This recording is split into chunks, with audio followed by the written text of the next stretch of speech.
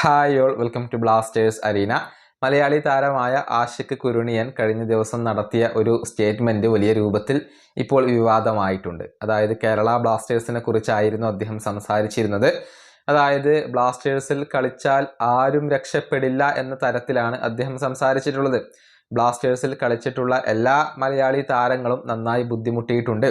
ബ്ലാസ്റ്റേഴ്സിനകത്തുള്ള താരങ്ങൾ തന്നെ തന്നോട് പറഞ്ഞു, കേരള ബ്ലാസ്റ്റേഴ്സിലേക്ക് വരേണ്ടതില്ല, ആരും ബ്ലാസ്റ്റേഴ്സിനെ കുറിച്ച് പോസിറ്റീവായി സംസാരിച്ചിട്ടില്ല എന്നാണ് ഇപ്പോൾ ആഷിഖ് ഒരു പോഡ്കാസ്റ്റിൽ പറഞ്ഞിട്ടുള്ളത്. ഇത് വലിയ രൂപത്തിൽ ചർച്ചയാവുകയും ചെയ്തിട്ടുണ്ട്. ഏതായാലും കേരള ബ്ലാസ്റ്റേഴ്സിന്റെ ആരാധകർ ഇതിനെതിരെ വലിയ പ്രതിഷേധങ്ങളാണ് ഉയർത്തുന്നത്. പ്രത്യേകിച്ച് എക്സിൽ അത്തരത്തിലുള്ള അഭിപ്രായങ്ങൾ നമുക്ക് കാണാൻ കഴിയും. ഒരുപാട് ഉദാഹരണങ്ങൾ കേരള ബ്ലാസ്റ്റേഴ്സിന്റെ ആരാധകർ ചൂണ്ടിക്കാണിക്കുന്നുണ്ട്. എന്നിട്ട് ഇതൊന്നും ആഷിഖ് കാണുന്നില്ല എന്ന ഒരു ചോദ്യമാണ് അവർ ഉയർത്തുന്നത്. ഒന്നാമത്തെ ഒരു ഉദാഹരണമായി കൊണ്ടുവരുന്നത്, കേരള ബ്ലാസ്റ്റേഴ്സിന് വേണ്ടി ഏറ്റവും കൂടുതൽ ഗോളുകൾ നേടിയ ഇന്ത്യൻ താരങ്ങളുടെ പട്ടിക എടുത്തു പരിശോധിച്ചാൽ അതിൽ മലയാളി താരങ്ങളുടെ ആധിപത്യമാണ് നമുക്ക് കാണാൻ കഴിയുക. അതായത് കേരള ബ്ലാസ്റ്റേഴ്സിന് വേണ്ടി കളിച്ചാൽ ആരും രക്ഷപ്പെടില്ല, മലയാളി താരങ്ങൾ ബുദ്ധിമുട്ടുന്നു എന്ന ഒരു സ്റ്റേറ്റ്മെന്റിൽ കഴമ്പില്ല എന്ന് തെളിയിക്കുന്ന ഒരു കണക്കാണ് ഇത്.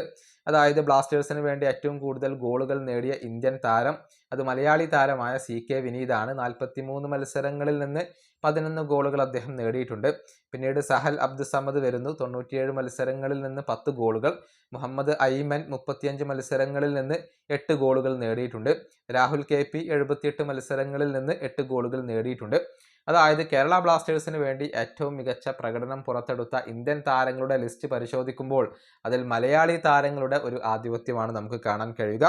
മാത്രമല്ല കേരള ബ്ലാസ്റ്റേഴ്സ് വിട്ട താരങ്ങൾ എല്ലാവരും ബ്ലാസ്റ്റേഴ്സിനെ കുറിച്ച് പോസിറ്റീവായി കൊണ്ട് തന്നെയാണ് സംസാരിച്ചിട്ടുള്ളത്.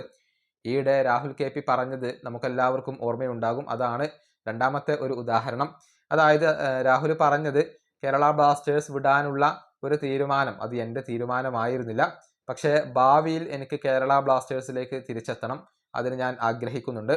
നല്ല പ്രകടനം പുറത്തെടുത്ത് കഴിഞ്ഞാൽ കേരള ബ്ലാസ്റ്റേഴ്സിന് വേണ്ടി കളിക്കാൻ താൻ അർഹനാണ് എന്ന് തെളിഞ്ഞു കഴിഞ്ഞാൽ താൻ കേരള ബ്ലാസ്റ്റേഴ്സിലേക്ക് തിരികെ വരും എന്നായിരുന്നു രാഹുൽ KP പറഞ്ഞിരുന്നത്. അതായത് രാഹുൽ KP കേരള ബ്ലാസ്റ്റേഴ്സിലേക്ക് തിരിച്ചു വരാൻ ആഗ്രഹിക്കുന്നുണ്ട്. അദ്ദേഹം ക്ലബിനകത്ത് ബുദ്ധിമുട്ടിയിട്ടില്ല, നല്ല പ്രകടനം നടത്തിക്കൊണ്ട് ക്ലബിലേക്ക് തിരിച്ചു വരാൻ അദ്ദേഹം ആഗ്രഹിക്കുന്നു എന്നുള്ളതാണ് ഇതിൽ നിന്നും വ്യക്തമാകുന്നത്. ഇനി മുൻപ് സഹൽ അബ്ദുസമദ് പറഞ്ഞതുകൂടി ഇതിനോട് ചേർത്ത് വായിക്കേണ്ട ഒരു കാര്യമുണ്ട്.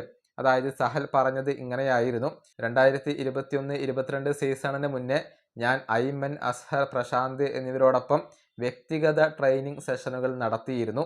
എനിക്ക് തോന്നുന്നു അതാണ് എനിക്ക് കൂടുതൽ ഉപകാരമായത്. ഒരു അടുത്ത ലെവൽ പ്ലെയറായി മാറാൻ എന്നെ സഹായിച്ചത് കേരള ബ്ലാസ്റ്റേഴ്സിനകത്ത് നടത്തിയ ആ ഒരു ട്രെയിനിങ് സെഷനുകൾ തന്നെയാണ്. ഇതായിരുന്നു സഹൽ അബ്ദുസമദ് മുൻപ് പറഞ്ഞിരുന്നത്. അതായത് കേരള ബ്ലാസ്റ്റേഴ്സിനകത്ത് മലയാളി താരങ്ങൾക്ക് ബുദ്ധിമുട്ട് ഒന്നും ഉണ്ടായിട്ടില്ല. അതായത് ആരാധകരുടെ ഒരു സമ്മർദ്ദം ഉണ്ടാകും, അത് മാറ്റി നിർത്തിയാൽ മലയാളി താരങ്ങൾക്ക് പ്രത്യേകിച്ച് ബുദ്ധിമുട്ടുണ്ടായിട്ടില്ല. അല്ലെങ്കിൽ അവർ രക്ഷപ്പെട്ടില്ല എന്ന വാദത്തെ നമുക്ക് അംഗീകരിക്കാൻ കഴിയില്ല. സഹൽ ഉൾപ്പെടെയുള്ള എല്ലാ മലയാളി താരങ്ങൾക്കും കേരള ബ്ലാസ്റ്റേഴ്സിൽ കളിച്ചതുകൊണ്ട് ഗുണം മാത്രമേ ഉണ്ടായിട്ടുള്ളൂ. ഈ വീഡിയോ അവസാനിപ്പിക്കുന്നു. അടുത്തൊരു വീണ്ടും കാണാം.